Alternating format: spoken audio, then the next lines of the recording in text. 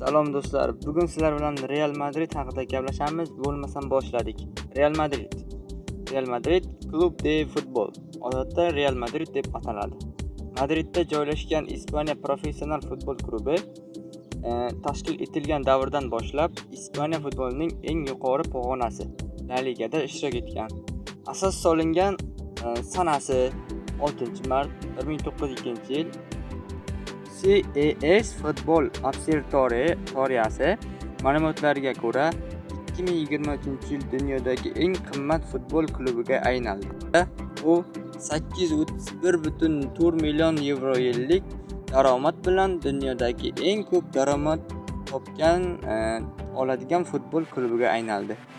2009-yil 26-iyunda Madrid klubi 8 million funt sterling 84 million yevro evaziga sotib oladi va u klub tarixidagi eng yaxshi to'purarga aylanadi.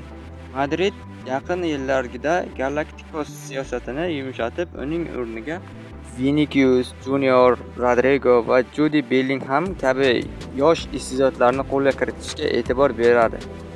Ayni paytda 2004-yilda FIFAning 100-yilligi xizmatlari uchun orden olgan. Yevropa Kubogi Chempionlar Ligasida eng ko'p ishtirok etgan 42-turnirda ular eng ko'p g'alaba qozongan, eng ko'p durang va eng ko'p gol urish bo'yicha umumiy rekordlarga ega. Yevropa Kubogi Chempionlar Ligasiga 2 marta ketma-ket 3 ta chempionlikni qo'lga kiritgan yagona klub bo'lgan.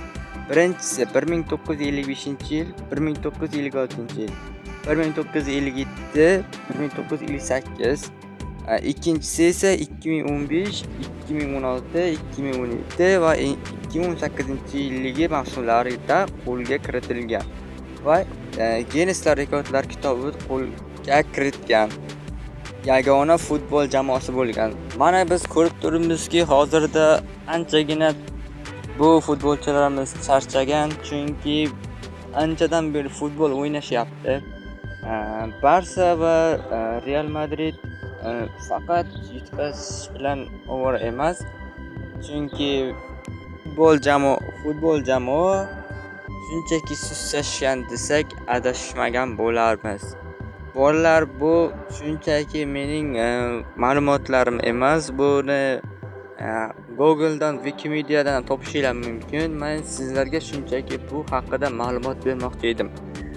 Real Madridga qiziqadiganlar bo'lsa, obuna, like bo'lib ketishlarini iltimos qilib qolaman. Mayli Barsaga qiziqadiganlar bo'lsa ham mayli obuna bo'lib qo'yinglar. Sizlar haqida ham chiqarishga harakat qilaman. Videom yoqqan bo'lsa obuna, like.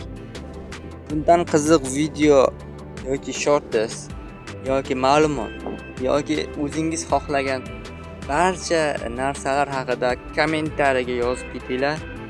Bo'lmasam xayr, sog', omon bo'linglar. Ko'rishguncha bolalar.